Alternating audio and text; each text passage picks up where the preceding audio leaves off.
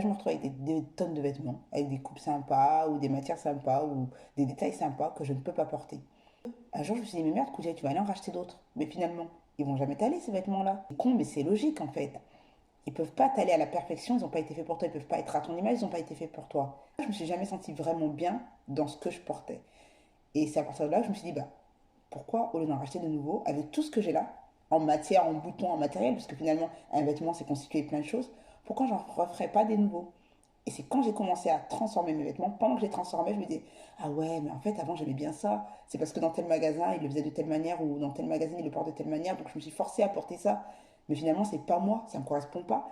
Et c'est comme ça que j'ai compris, pendant le processus de création, ce qui me correspondait mieux, et puis surtout, qui j'étais moi au fond, en fait, finalement. J'ai créé des vêtements qui me reflétaient, mais pas créé de A à Z. Je les ai juste modifiés, transformés. Je suis pas partie de A à Z. C'est pour ça que je pars du principe que tu n'es pas obligé d'être une professionnelle de la couture. Tu n'es pas obligé même d'avoir une machine à coudre. Tu peux faire les transformations à la main.